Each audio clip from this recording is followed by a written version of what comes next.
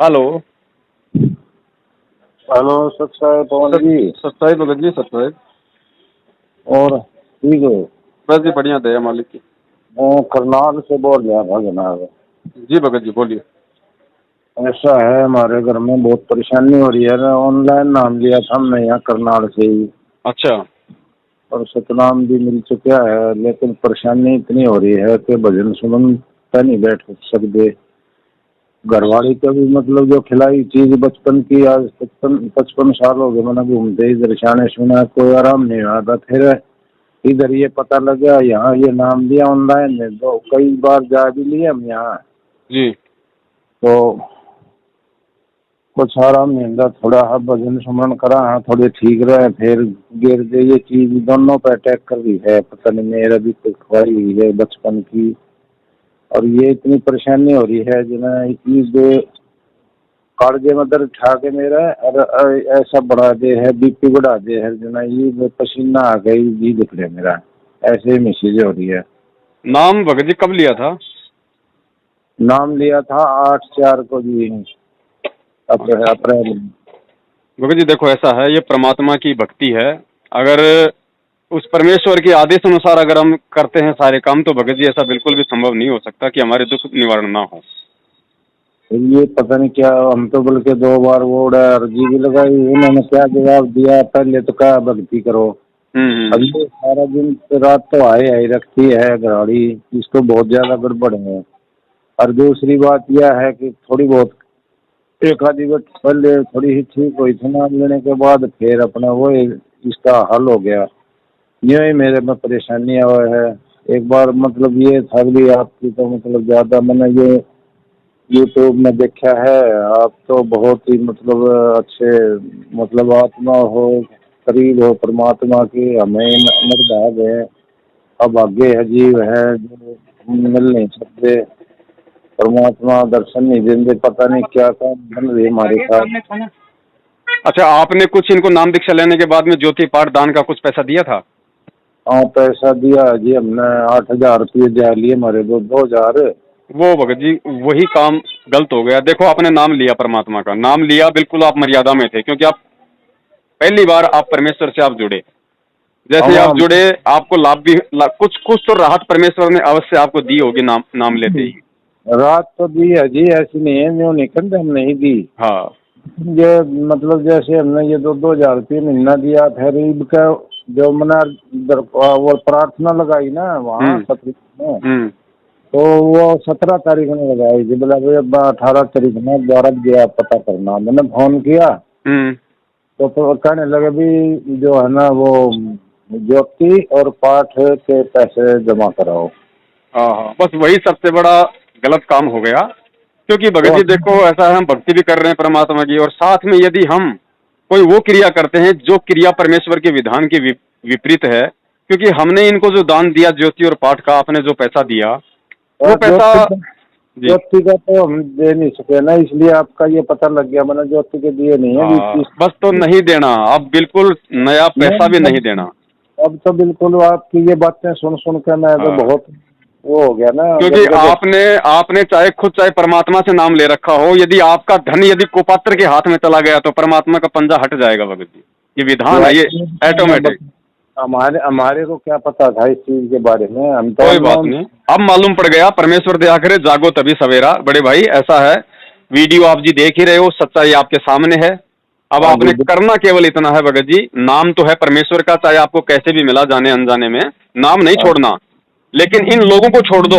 आज से नामदान केंद्रों की शक्ल भी मत देखो, ना ज्योति पाठ भाई पैसा जो दान का 1 रुपया देना, गुरु जितना दे वचन दिया उतने दे पेट। दिया, उसको छोड़ दो आप। हाँ वो तो आप छोड़ दिया, आगे तो आगे नहीं से दिया। इनका कोई भी आदेश, इनकी किसी भी क्रिया में सहयोग नहीं करना है। ये काल के दूत हैं, सीधे सीधे इस पृथ्वी पे। अब आपने सिर्फ इतना करना है, नाम आपको मिला हुआ परमात्मा का, अगर प्रथम नाम मिला है तो सतनाम बिल्कुल मत लेना। अब अगर सतनाम मिल गया तो सतनाम का भी जाप करना है, समझ रहे हो नहीं, ना? सतनाम भी मिल गया जी, हाँ, तो मिल सतनाम। गया तो सतनाम का भी जाप करना। नाम परमात्मा का होगा, वो किसी के बाप का नहीं है। अब तो आपने ये केवल इतना करना है, आप परमेश्वर से, आप अपने घर पे आपने मालिक का जो भी दरबार लगा रखा है, जहाँ पे आप दंडवत करते हो, आरती करते हो, परमेश्वर को शाम को दोनों ही आप भगत और भक्तमती दोनों परमेश्वर को दंडोत प्रणाम करो और परमात्मा से प्रार्थना करो कि हे परमेश्वर, हमें सच्चाई का नहीं पता था, हम तो आपका ज्ञान सुनकर, आपका ये अमृत तुल्य ज्ञान सुनकर परमात्मा, इस आत्मा ने आपसे जुड़ना चाहा, कुछ हमारे दुख थे, समस्याएं थी, तो परमेश्वर हम तो आपसे जुड़े परमात्मा, हमें नहीं पता था कि ये क्या लफड़ा चल रहा है, क्या सिस्टम है, ये पैसा कहाँ जा रहा है, किसका आदेश है। तो परमेश्वर आज के बाद जब हमें समझ में आ गया तो परमात्मा नाम तो हम आपका यही जाप करेंगे, और जो आपने मर्यादा बताई है मर्यादा भी हम पूरी निभाएंगे परमेश्वर, हम कोशिश करेंगे। और आज के बाद परमात्मा जब तक आप जेल से नहीं आ जाते हैं तब तक हम तीनों टाइम की आरती, अपना नाम सुमरण, आपका सत्संग सुनना, ये हम करेंगे। बाकी हम किसी भी क्रिया में ना किसी को कोई पाठ ज्योति दान का पैसा देंगे, ना किसी के कोई फालतू के रैले धरने प्रदर्शन में इनमें शामिल होंगे। बस तो हम जाते ही नहीं जी बिल्कुल भी। बाकी ये है कि मैं ये कह रहा था भगत जी, मैं हमारी प्रार्थना जो गुरु जी के पास भेज देंगे, सुन लेंगे कुछ। भगत जी परमात्मा के पास में कोई प्रार्थना नहीं जाएगी, क्योंकि और दूसरी बात भगत जी, हमें सबसे पहले इस ज्ञान को समझना पड़ेगा। क्योंकि देखो भगत जी, आपको थोड़ी बहुत समस्या आ रही है ना, वो समस्या केवल आपको इसलिए आ रही है क्योंकि भगत जी ज्ञान पूरा समझे बिना हमारे अंदर भक्ति में थोड़ा सा कच्चापन रहता है, कहीं न कहीं थोड़ा सा शंका और अविश्वास पैदा होता रहता है, जिस कारण से हमें लाभ नहीं मिलता भगत जी। तो सबसे पहले तो हम परमात्मा से आज ही प्रार्थना करके इन लोगों से दूर हों, फिर हम गुरु जी के सत्संगों को गहराई से सुने और परमात्मा से ये प्रार्थना करो कि परमात्मा, हमारा सुख, हमारा दुख, हमारा जीवन आपके हाथ में है मालिक, हम ना कहीं जाएंगे ना कहीं आएंगे जब तक आप नहीं आ जाते। तब तक परमात्मा चाहे आप सुख में रखो, चाहे आप हमारे को दुख में रखो। गुरु जी भगत जी एक नए सिरे से ये समझ लो, दोबारा से आपका मतलब जन्म हुआ आज। और परमेश्वर भगत जी दया क्यों नहीं करेंगे, आप एक बार इस विधि से परमात्मा को परमात्मा के रूप में स्वीकार करके आप इस विधि से आप एक बार दोबारा लगो भगत जी। ठीक है जी। सत भक्ति भगत जी पाखंड की नहीं है, परमात्मा आत्मा का साथी है। अब आज से पहले आप भक्ति भी कर रहे थे, आप मंत्र भी जाप कर रहे थे, और साथ में आप इन कुपात्रों के हाथों में दान देके जिस दान का ये दुरुपयोग करते हैं, अपने लिए बढ़िया बढ़िया कपड़े, बढ़िया बढ़िया जूते, 4 पहियों की गाड़ियां, उस पैसे को आपने तो सुना होगा, हरियाणा में जाट आंदोलन था, कितना लाखों रुपए इन्होंने भक्तों का दान का दिया वहां पे। तो बताओ फिर भगत समाज को लाभ कैसे मिलेगा भगत जी, क्योंकि परमात्मा का तो विधान है। अब आपको सरकार ने हाईवे बना के दे दिया, गवर्नमेंट ने आपको गाड़ी दे दिया, अब आपको गाड़ी हाईवे पे चलाने के लिए दी है, आप उसको नदी नालों में कुदाओगे तो उसमें सरकार की जिम्मेदारी नहीं है। सही बात है जी। तो बड़े भाई आप दोबारा से अपने साफ हृदय से परमात्मा से माफी मांगो, ठीक है, और किसी की कोई बहकावे में नहीं आना है। और कोई छोटी मोटी त्रुटि अगर हो भी जाती है मान लो, क्योंकि भगत जी काल भगवान का लोक है, हजार कमियां हमारे अंदर, मालिक को भी पता है कि जीव एकदम से इस नाम पे त्रुटि रहित होकर नहीं लग सकता, ऐसी गलतियां होती हैं। तो ऐसे में यदि कोई छोटी मोटी कोई गलती हो भी जाए, जानबूझ के तो वो करो मत, अनजाने में मान लो कोई जानबूझ के भी हो जाए तो उसके लिए भगत जी हृदय से अपने सतगुरुदेव जी से दंडवत प्रार्थना करके उनसे मल की माफी मांगो। तो अच्छा, ये जो जी हाँ, ये 2 पैर की जोर, मैंने इसमें भी जोत लगानी पड़ेगी भगत जी? इसमें कोई जरूरत नहीं है, अगर घर पे हो तो बहुत अच्छी बात है, लगा दो, अन्यथा दोपहर की रमेणी में ज्योति लगाने का कोई विशेष वो नहीं है। क्योंकि मालिक को पता है भाई पूरी दुनिया अपना काम करती है, कोई ऑफिस में, कोई मजदूरी, दोपहर में कहाँ लगाएगा जोत। तो सुबह शाम का वैसे परमात्मा ने बोल रखा है। और वैसे तो गुरुजी ने यहाँ तक भगत जी आदेश दे रखे हैं कि भाई ये तो हवन यज्ञ है, ये तो कोई नुकसान तो है नहीं इसका। तो परमात्मा कहते हैं कि भर के कटोरा लगा दो ना, 24 घंटे जलने दो ना, अगर आपकी आर्थिक स्थिति ठीक है तो भर के कटोरा लगा दो परमात्मा का, रात दिन जलने दो, दिक्कत क्या है। बाकी आपने सुबह शाम तो लगाना है जब तक आरती चले, इतना तो परमात्मा ने आदेश दिया हुआ है। और बाकी अगर किसी की आर्थिक स्थिति अच्छी है भगत जी, 5 किलो की लगाओ ना, किसने मना किया, दिन रात चलने दो, वो तो हवन यज्ञ है, वातावरण शुद्ध होता है, हमारे घर में जो बुरी शक्तियां हैं उनका प्रवेश निषेध होता है। हाँ नहीं, ये तो बात ठीक है जी। चलो हमारी वो श्रद्धा है जी, वैसे हम कर रहे हैं जी। हाँ तो ठीक है बड़े भाई, परमेश्वर दया करें, आज आपसे दोबारा से परमेश्वर से समय याचना करके और एक मतलब की निश्चल भाव से दोबारा से आप भक्ति पे लगो भगत जी। 100% यकीन मानना, परमेश्वर है, अंतर्यामी है, साक्षात है, घर में प्रकट है, हमें केवल उनसे लाभ लेना नहीं आ रहा भगत जी। सही बात है जी भगत जी। हाँ, हमने पैदा कर लिए फालतू में ये एजेंट अज्ञानता में। और परमेश्वर कहते हैं जैसे सूरज के आगे बदरा ऐसे कर्म सैयारे। गुरु जी कहते हैं सूरज के और हमारे बीच में बादल आ जाते हैं जिस कारण से रोशनी नहीं पहुंच पाती। तो हमने भगत जी ये सतलोक आश्रम मैनेजमेंट रूपी बादल जो है ना, ये हमने बीच में पैदा कर लिए। इन बादलों को हटाओ ताकि परमात्मा की दया हम पे बरसे। हमने छोड़ दिए जी जो कुछ